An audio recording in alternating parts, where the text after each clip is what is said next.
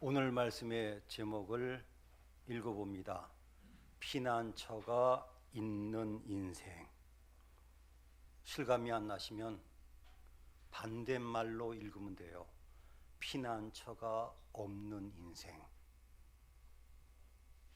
우리 인생은 어떤 때는 편안하게 피난처가 있으면 어떻고 없으면 어떻고 그럴 때가 있습니다. 어느 건물도 마찬가지예요. 비상구가 있으면 좋고 없으면 말고죠. 그러나 불이 나거나 비상사태가 벌어지면 비상구가 없는 건물은 재앙입니다. 우리 상가가 처음 지어지고 나서 전 이런 건물 처음 봤어요. 이 건물이 글쎄 지어질 때 설계를 잘못해가지고 출입구가 하나밖에 없었습니다. 말도 안 되죠. 그래서 우리 교회가 돈을 후원해가지고 출입구를 반대쪽 냈고 그 뒤에 상가가 이쪽 쪽문을 또 냈습니다. 어떤 분은 이 건물 딱 보더니 이 건물 안 들어오겠대. 세상에 출입구가 하나밖에 없는 건물 반이에요. 그 뒤에 냈습니다. 우리 인생도 마찬가지입니다. 그저 무탈하고 평안할 때는 피난처가 없어도 됩니다. 이번에도 우리나라는 그래도 나라구시를 했죠. 중국 우한 지방에 있던 우리 교민들을 전세기로 모셔다가 수용하고 이제 그 기간이 지나서 집으로 돌려보냈잖아요. 저는 굉장히 기분이 좋았어요. 그래도 우리나라 쓸만한 나라구나. 우리나라가 그만한 힘이 있는 나라가 됐지 않습니까? 외국에 나가보면 알아요. 네? 급할 때 자기 대사관한테 연락하면 해결이 되는 나라에 살면 이 나라에 잘 태어났다고 생각하고, 대사관하고 급할 때 연락 한번 제대로 안 돼서 도움 못 받으면 뭐라고 얘기합니까? 이것도 나라냐? 그렇죠. 다윗은 갑자기 추락했습니다. 그는 얼마 전까지 국민적인 영웅이었습니다. 최근에 문화계 쪽으로, 예술계 쪽으로 세계적인 상을 탔다고 야단들 합니다. 저는 그분들을 폄하할 마음이 없어요. 대단한 거죠. 그러나 저는 진짜 영웅은, 저는 군인이 아니지만 최고의 영웅은 전쟁에서 승리한 전쟁 영웅이라고 저는 믿습니다. 다른 것은 얻으면 좋지만 전쟁에서 지면 다 잃어버리는 겁니다. 그래서 미국 같은 나라나 이런 나라는요, 군인들을 최고로 칩니다. 왜? 나라를 위해서 목숨을 거는 직업이니까, 직업상. 그렇습니다. 그는 골리앗을 죽이고 블레셋의 길을 꺾어 놓은 전쟁 영웅입니다. 어느 시골 집안에 8남매 중 막내가, 사람 구실 못하던 막내가, 그래서 왕의 사위가 되었습니다. 그런데 사울왕이 그를 보니까 다음 왕감이거든요. 이걸 죽이기로 작정했습니다. 권력이라는 것은 이렇게 무섭다고 성경은 우리에게 가르치고 있습니다. 예나 오늘이나 사람들은 권력을 잡기 위해서는 무슨 짓든지 다 하는 게 역사예요. 자기 사위한테 물려주면 안 되나요? 아들이 있으니까 안 되죠. 그리고 인기가 더 다윗한테로 갔거든요. 처음에는 엄격결에 그래도 어려운 사무엘한테로 피해가지고 있었어요. 그런데 일시적이었습니다. 다윗이 처남이지만 친구인 요나단한테 물어봅니다. 진짜 너희 아버지 우리 장인이 나를 죽이려는 거냐, 잠시 열받은 거냐? 확인해 봤더니 진짜로 죽인다는 겁니다. 그래서 그는 이제 갑자기 도망자의 길을 걸어갔습니다. 근데 이때 사실은 다윗이 실수를 했어요. 그냥 몰래 도망가야 되는데 아무것도 없으니까 노비라는 곳이 예루살렘 바로 옆에 있습니다. 그 제사장한테 들려가가지고 뭐 먹을 거 없습니까? 가난했던 시절이니까 아무것도 없지만 진설병이 있다고, 이거 아무한테나 못 주지만 줄 수 있다고 제사 때 쓰는 진설병을 얻었습니다. 혹시 무기 없냐고. 당신이 죽인 골리앗의 칼이 있다고 이걸 줘버렸습니다. 물론 이것 때문에 뒤에 그 제사장은 보복당해서 다 죽게 됩니다. 무서운 얘기죠. 참 무서운 얘기예요. 그래서 그는 허겁지겁 도망을 갔는데 제정신이 아니에요. 그는 피난처를 글쎄 블레셋 땅으로 갔는데 그것도 자기가 때려 죽인 그 가드 골리앗의 고향으로 간 겁니다. 피난처를 잘못 잡은 거죠. 오늘날도 많은 분들이 어려움 당할 때 피난처를 잘못 잡습니다. 그래서 많은 영상이 보이지만 왜 속상하면 꼭 어디 가서 인사불성되도록 마시는 겁니까? 네? 그거 교육시키는 거예요. 깨고 나면 더 하죠. 속쓰리죠. 돈벌이죠.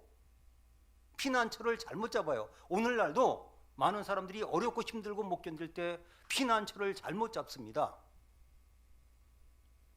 그는 이제 죽게 생겼으니까 다윗이 요즘으로 말하면 탤런트를 해도 될 거예요. 완벽하게 미친 사람 흉내를 내가지고 살아납니다. 그래서 제가 그래요. 다윗은 역시 연예계로 나가서도 대성했을 사람이다.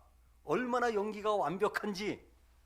정말 미친 사람은 그냥 두니까 미친 것 연기에 성공해서 겨우 빠져나옵니다. 아찔했을 거예요. 그래 어쩌자고 피난처를 블레셋의 도시가 5개였는데 그 중에서도 왜 가드로 갔을까요? 제가 이유를 하나 가르쳐 드릴게요. 왜 가드로 갔을까요? 가드가 이스라엘 땅에서 제일 가까운 데거든요.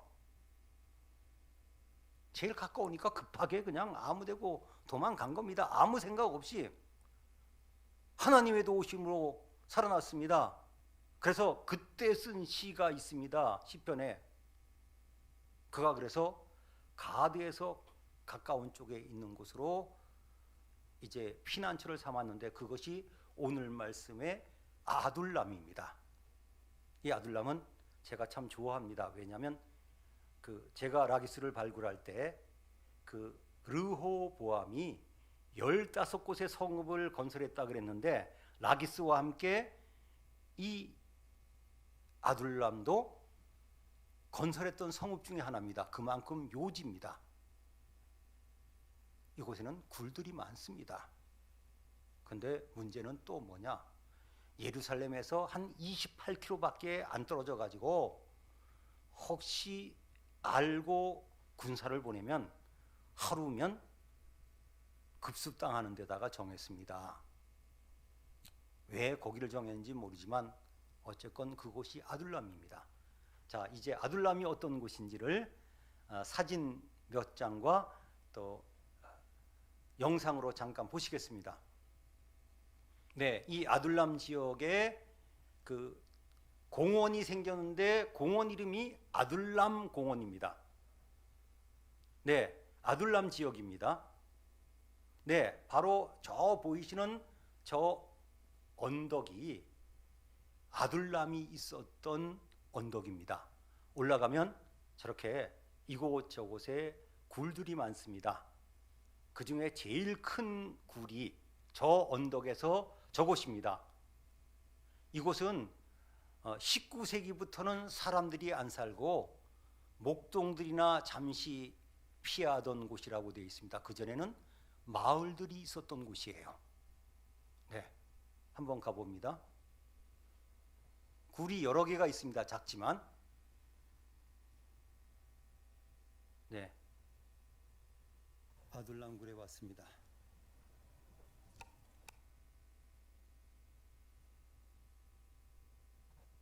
아둘람굴에 왔습니다.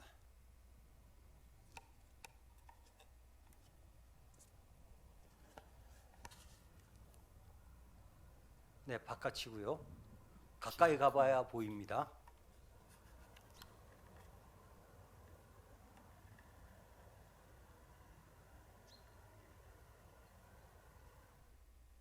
굴 안으로 들어가 봅니다. 세 번째 굴입니다. 1호 굴이라고 하는 제일 큰 굴 규모와 비슷합니다. 굴이 여러 개가 나란히 연결되어 있습니다. 입구는 더 좁고 더 은폐되어 있습니다.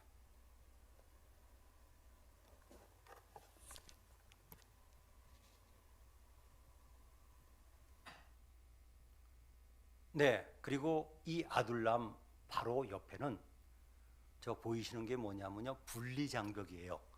저 건너편은 팔레스틴 땅이기 때문에 말하자면 일종의 국경선과 같습니다. 그래서 여기는 굉장히 지금은 외진 곳입니다. 그러니까 관광객에는 가지 않는 곳입니다.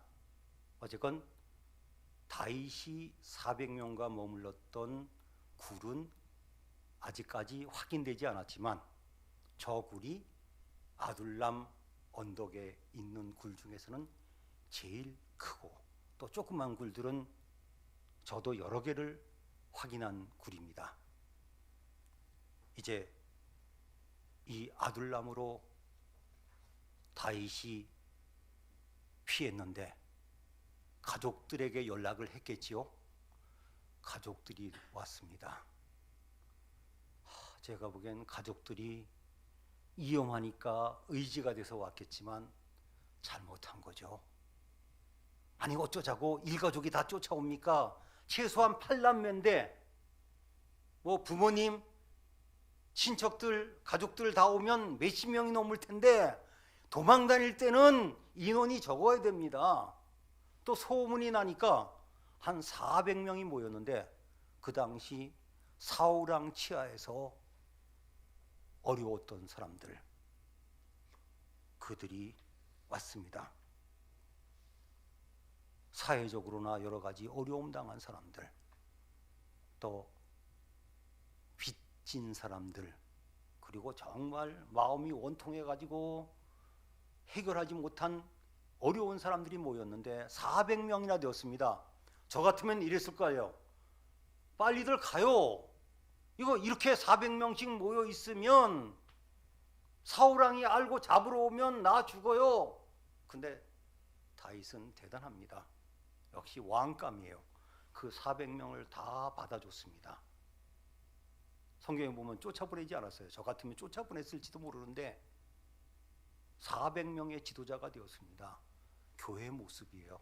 오는 사람들, 괴로운 사람들은 다 받아줍니다. 물론 이 공동체가 얼마 정도 갔는지는 알 수가 없어요. 얼마 못 갔습니다. 더 오랫동안 거기 있을 수 없으니까 부모님을 요르단 땅, 모압 땅이 요르단 땅이거든요. 거기다 모셔드렸는데 거기서 편안하게 있었는데 하나님이 선지자를 보냈습니다. 고국으로 돌아가라, 유다 땅으로. 그래서 그는 부모님은 거기다 맡기고 다시 고향 땅으로 돌아와서 피해 다니기 시작합니다. 물론 그가 그 지역을 훤히 압니다.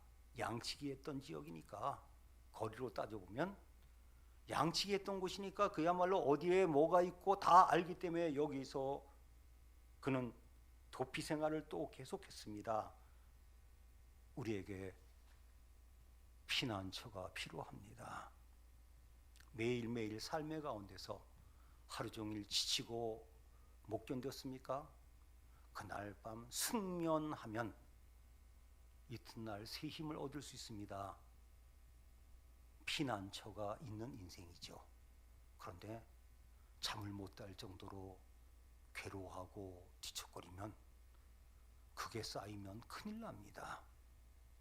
자, 경제적으로 어려움 당할 때에 여러분, 어떻게 살아날 길이 보여야 되지 않겠습니까?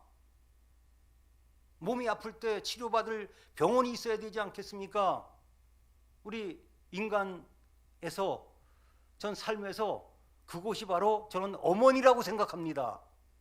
어머니가 돌아가시면 왜 충격인 줄 압니까? 그래도 다른 사람은 몰라도 어머니는 받아주잖아요. 내가 혹시 잘못됐어도. 그래서 지나치게 똑똑한 어머니들은 자녀들한테 피난처가 못 돼요. 판사는 많다니까요. 검사도 많다니까요. 피난처. 결혼한 분들에게는 친정이 피난처예요. 급하면 간다 이거죠. 친정으로 가서 새 힘을 얻고. 그래서 성경은 이야기합니다. 피난처가 있는 인생. 다윗은 이 아둘람에서 3개의 시편을 썼습니다. 한 곳에서는 그는 이렇게 기도합니다. 은혜를 베푸소서, 은혜를 베푸소서. 네. 내가 만난 사람 중에 복균자가 있으면 야단이잖아요. 그런데 저는 그의 신앙을 시편 34편에서 봅니다. 그가 이 아둘람에 있을 때 그는 이렇게 고백했습니다. 젊은 사자는 궁핍하여 굶주릴지라도 여호와를 찾는 자는 부족함이 없다고. 그가 형편 좋고 넉넉할 때 그 고백을 한 것이 아니라 정말 갑자기 사울왕이 군대를 몰고 하루면 공격받을 수 있는 곳에, 그것도 몰래 숨어 있는 것이 아니라 400명과 가족들이 있어 쉽게 도망도 못 가는 그곳에 있을 때 그는 그 신앙 고백을 했습니다. 그는 그야말로 하나님을 피난처로 삼은 인생이었습니다. 저도 가만히 생각해 봅니다. 내 인생에서 가장 큰 재산은 뭔가? 혹시 인간들이나 어디서 피할 수 없을 때 나는 하나님께 피해요. 제 마지막 카드는 하나님입니다.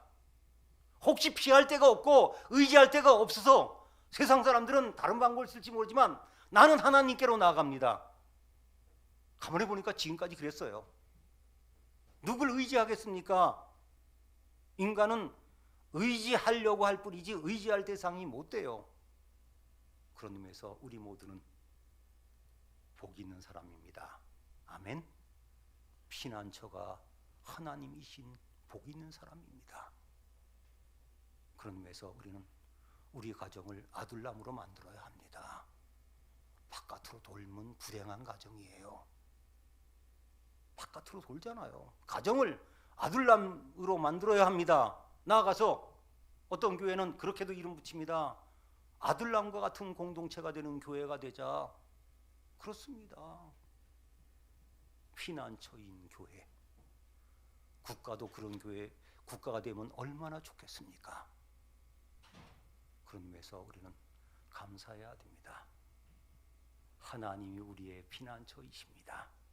아둘람과 같이. 저는 또 생각해 봅니다.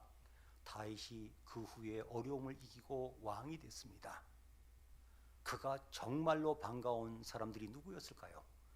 아둘람에서 같이 피난하던 400명들 아마 다윗이 다 기억했을 겁니다.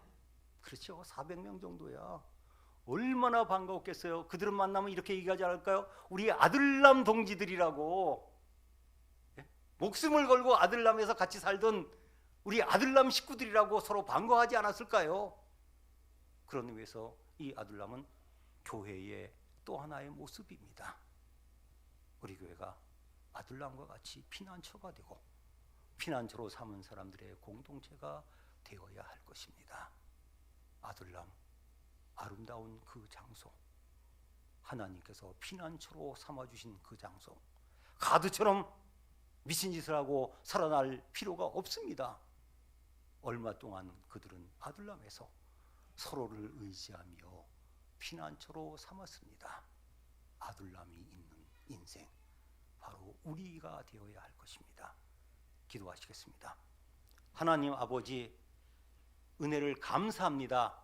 정말 피곤하고 힘들고 어떤 때는 도망가고 싶고 포기하고 싶고 주저앉고 싶고 다 끝내고 싶은 어려운 일이 닥칠 때도 있는 매일의 삶을, 또 나날들을, 한 주간을, 한 달을 보낼 때도 있습니다.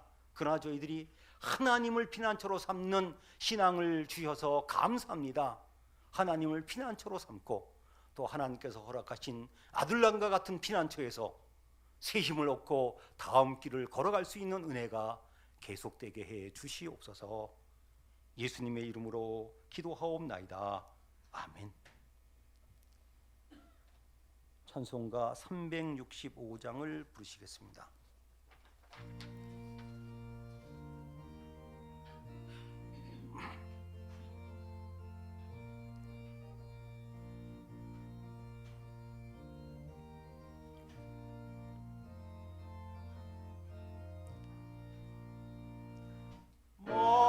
마음속에 근심 있는 사람 저 예수 앞에